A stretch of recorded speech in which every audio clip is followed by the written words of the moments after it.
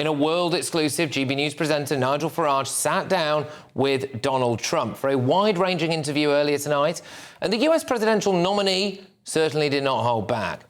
One of our recent exports to you is Prince Harry. No one knows the truth. What did he put on his American visa form? If they know something about the drugs, and if he lied, you'll have to take appropriate action.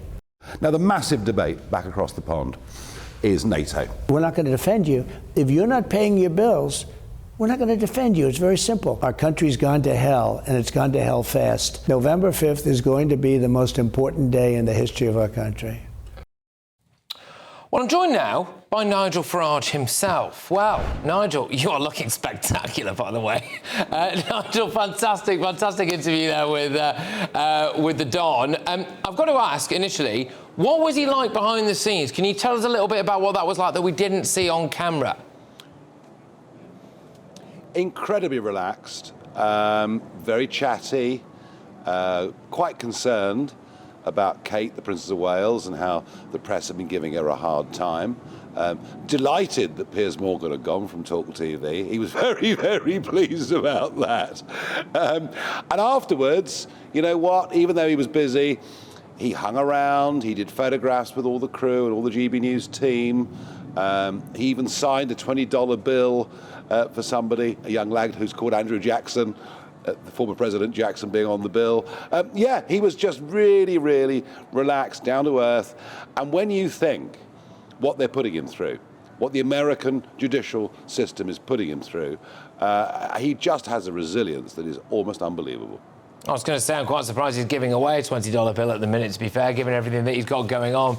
But rumours have been swirling, Nigel, that you could be in line for a very big job if Trump returns to the White House, possibly as a trade envoy to the UK. Well, did he offer you anything? Before I get to that, the clip you played a moment ago about NATO was the wrong part.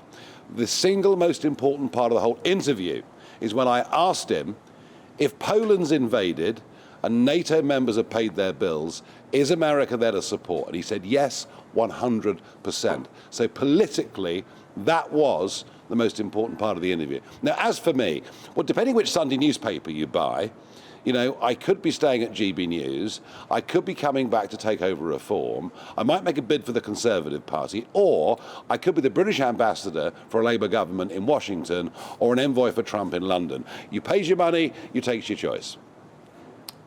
Do you want any of those things? Oh, Patrick, for goodness sake. Honestly, what a ridiculous question to ask. I am just a humble news presenter at GB News. I'm very happy with life.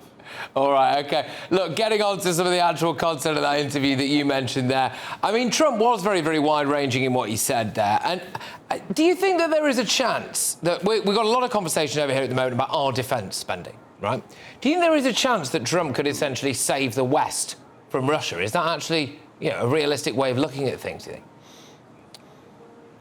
Well, I do think it is. And, you know, the world was a much safer place when Trump was in the White House. You know, we had negotiations with North Korea. We had the Abraham Accords between Arab states and Israel.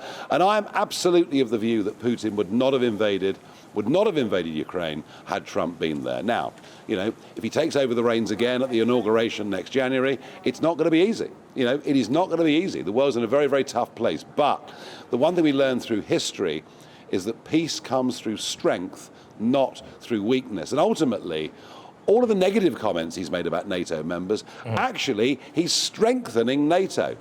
OK, look, a little bit later on in the show, I'm going to come on to some of the stuff he said about Prince Harry and the royal family, so I'll leave that for later on. But a bit closer to home where I am now, Nigel, the BBC has been forced to issue a grovelling apology after they branded Reform UK as far-right in a news report a few days ago.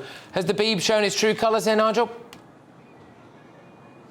I'm afraid so, yes. We saw these tricks being played with and I understand that Richard Tice had to go to law to get this corrected, but corrected it has been, and let's hope that no other media outlets make the same mistake. Do you think there is more of a rush to call people far right than far left? Well, I think, I mean, according to the BBC, almost everybody's far right, aren't they? Any new party that rises up or new government that gets elected gets called far right. We never hear far left We never, ever hear the phrase far left. Look, Nigel, I want to ask you a bit about, you were with one former president today, but another former president wandered into Downing Street, actually, and that was Barack Obama, wasn't it? Now, he was in town and he managed to squeeze in a little visit to Downing Street. He met with Rishi Sunak for over an hour to discuss AI, the Obama Foundation. Do you think this is a good use of our Prime Minister's time? Probably not, no. I wonder what else was discussed. It's very, very interesting. We did speculate, Trump and I, about what might have been on the agenda. Look, you know, he is a former president of our most important ally in the world. So actually, truth is, he should be accorded some time. Could you just go into a little bit of the Trump stuff, the Trump speculation? I mean, how does he feel about Rishi Sunak? How does he feel about the idea of a Labour government as well? You know, what's his views on that? Because let's be honest, he might be dealing with Labour, mightn't he? Yeah. Well, he always liked Boris Johnson, and he wanted to like Boris Johnson, but he's sort of incredulous that Boris was elected as a Conservative but governed as a London metropolitan Liberal, and he sees that as the reason for the downfall of the Conservative Party in the United Kingdom. I did ask him about Keir Starmer in the interview, and it was clear there has been no connection of any kind at all between Sir Keir's team and Donald Trump's team. My worry is less, I suppose, Keir Starmer, but more David Lammy, who, of course, is the shadow Foreign Secretary, might well get that job in a Starmer government as the Foreign Secretary himself. And he's described Trump as a woman-hating neo-Nazi. Not, I would suggest, a great place to start that relationship. No, so I suppose taking that to his logical conclusion, a Labour government, I mean, we've had Joe Biden, who clearly doesn't like us over here in Britain, running the show in America for quite a while. And then you could end up with Trump, who really does like us, but then we'd have a British government that hates him under Labour. So it's not really great for transatlantic relations, is it? Yeah. Which is why we need the right ambassador. It's why we need somebody in Washington, D.C., if Trump takes over, or when he takes over, I think, we need a person. We don't need somebody with a first in PPE from Oxford who's been in the Foreign Office for 30 years. That's the last thing we need. We need someone who can actually talk to Trump and act as a negotiator. They're our most important ally in terms of defense and in terms of trade, and we've got to pick the right guy. That's not a job application, but we must pick the right guy, or woman.